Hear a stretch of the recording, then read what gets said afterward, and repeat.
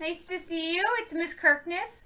I am here with you today to read Chapter 5 of The City of Ember. You last left off reading with Miss Shannon, and I am going to pick up where she left off on Chapter 5. It is titled On Night Street. Granny's mind was getting more and more muddled. Lena would come home in the evenings and find her rifling through the kitchen cupboards, surrounded by cans and jars with their lids off, or tearing the covers off her bed and trying to lift up the mattress with her skinny arms. It was an important thing, she would say, the thing that was lost. But if you don't know what it was, said Lena, how will you know when you found it? Granny didn't try to answer this question. She just flapped her hands at Lena and said, never mind, never mind, never mind, and kept on searching. These days, Mrs. Murdo spent a great deal of time sitting by their window rather than her own. She would tell Granny she was just coming to keep her company. I don't want her to keep me company, Granny complained to Lena, and Lena said, maybe she's lonely, Granny. Let her come. Lena rather liked having Mrs. Murdo around. It was a bit like having a mother there. She wasn't anything like Lena's own mother, who had been a dreamy, absent-minded sort of person. Mrs. Murdo was mother-like in quite a different way. She made sure they all ate a good breakfast in the morning, usually potatoes with mushroom gravy and beet tea. She lined up the vitamin pills by each person's plate and made sure that they were swallowed. When Mrs. Murdo was there, shoes got picked up and put away, spills were wiped off the furniture, and Poppy always had on clean clothes. Lena could relax when Mrs. Murdo was around. She knew things were taken care of.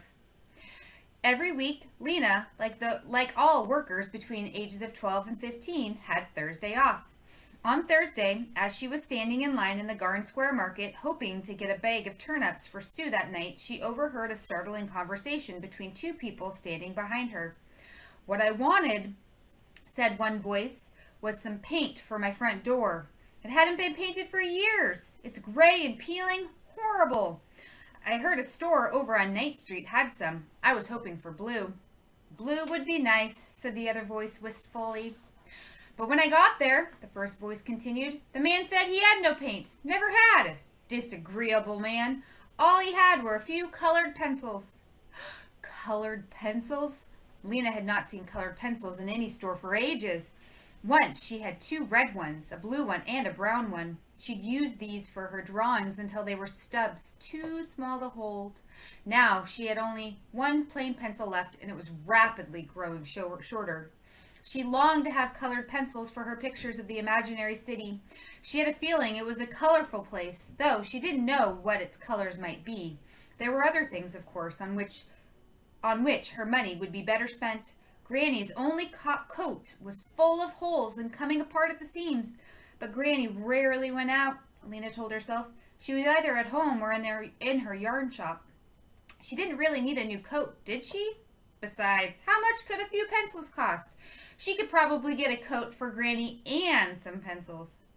So that afternoon she set out for Night Street. She took Poppy with her. Poppy had learned how to ride piggyback. She wrapped her legs around Lena's waist and gripped Lena's throat with her small, strong fingers. On Bedlow Street, people were standing in long lines with their bundles of laundry at the washing stations. The washers stirred the clothes in the washing machines with long poles. In days past, the machines themselves had whirled the clothes around, but not one of them worked anymore. Lena turned up Hafter Street, where the 4 street lamps were still out, and a building crew was repairing a partly collapsed roof. Orley Gordon called out to her from high on a ladder, and Lena looked up and waved.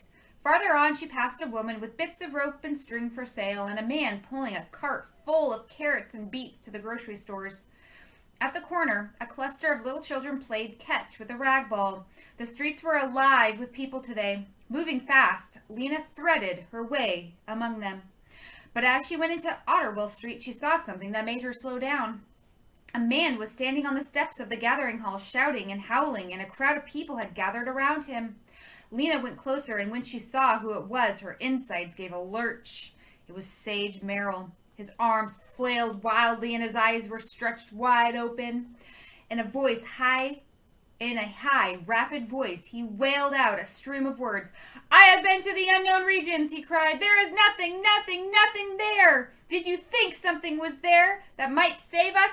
Ha! There's only darkness and monsters, darkness and terrible deep holes, darkness forever. The rats are the size of houses. The rocks are sharp as knives. The darkness sucks your breath out. No hope for us out there. Oh no, no hope, no hope. He went on like this for a few minutes and then crumpled to the ground. The people watching him looked at each other and shook their heads. Gone mad, Lena heard someone say. Yes, completely, said someone else. Suddenly Sage sprang up again and resumed his terrible shouting. The crowd stepped back. Some of them hurried away. A few of them approached Sage, speaking in calming voices. They took him by the arms and led him, still shouting, down the steps. Who dat? Who dat? Said Poppy in her small, piercing voice. Lena turned away from the miserable spectacle. Hush, Poppy. It's a poor and sad man. He doesn't feel good. We mustn't stare. She headed toward Night Street, which ran along Greengate Square. There, a stringy-haired man sat cross-legged on the ground playing a flute made out of a drain pipe, and 5 or 6 believers circled him and clapping and singing. Soon, soon, coming soon, they sang. What's coming soon, Lena wondered. But she didn't stop to ask. 2 blocks beyond, she came to a store that had no sign in its window. This must be the one, she thought. At first, it looked closed. His window was dark, but the door opened when she pushed on it, and a bell attached to the doorknob clanked.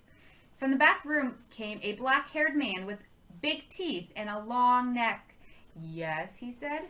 Lena recognized him. He was the one who'd given her the message for the mayor on her first day of work. His name was Looper, that was it. Do you have any pencils for sale? She asked. It seemed doubtful. The shop's shelves were empty except for a few stacks of used paper. Poppy squirmed on Lena's back and whimpered a bit. Sometimes, said Looper. Poppy's whimper became a wail. All right, you can get down, Lena said to her. She set her on the floor, where she tottered about unsteadily. What I'd like to see, said Lena, are your colored pencils, if you have any. We have a few, said Looper. They are somewhat expensive. He smiled, showing his pushy teeth. Could I see them, said Lena. He went into the back room and returned a moment later, carrying a small box, which he set down on the counter. He took the lid off. Lena bent forward to look. Inside the box were at least a dozen colored pencils. Red, green, blue, yellow, purple, orange. They had never even been sharpened. Their ends were flat. They had erasers. Lena's heart gave a few fast beats. How much are they? She said. Probably too much for you, the man said. Probably not, said Lena. I have a job. Good, the man said, smiling again. No need to take offense. He picked up the yellow pencil and twirled it between his fingers. Each pencil, he said, $5. $5? For 7 you could buy a coat. It would be an old patched coat, but still warm. That's too much, Lena said. He shuddered and began to put the lid back on the box. But maybe, Lena thoughts raced. Let me look at them again. Once more, the man lifted the lid and Lena bent over the pencils. She picked one up. It was painted a deep, clear blue, and on its flat top was the blue dot of the lead. The pink eraser was held on by a shiny metal collar. So beautiful. I could buy just one, Lena thought. Then I could save a little money and buy a coat for Granny next month. Make up your mind, said the man. I have other customers who are interested if you aren't. All right, I'll take one. No, wait. It was like hunger, what she felt. It was the same as when her hand sometimes seemed to reach out by itself to grab a piece of food. It was too strong to resist. I'll take 2, she said, and a faint, dazzling feeling came over her at the thought of what she was doing. Which 2, the man said. There were more colors in that box of pencils than in all of Ember. Ember's colors were all so much the same. Gray buildings, gray streets, black sky. Even the color of people's clothes were faded from long use into mud green and rust red and gray blue. But these colors, these were as bright as the leaves and flowers in the greenhouse. Lena's hand hovered over the pencils. The blue one, she said, and the yellow, no, the man made an impatient noise in the back of his throat. The green one, said Lena. I'll take the blue and the green. She lifted them out of the box. She took the money from the pocket of her coat and handed it to the man, and she put the pencils in her pocket. They were hers now. She felt a fierce, defiant joy. She turned to go, and that was when she saw that the baby was no longer in the store. So I'm going to pause here. This is part 1 of chapter 5. You can pick up where we left off in part 2 of chapter 5.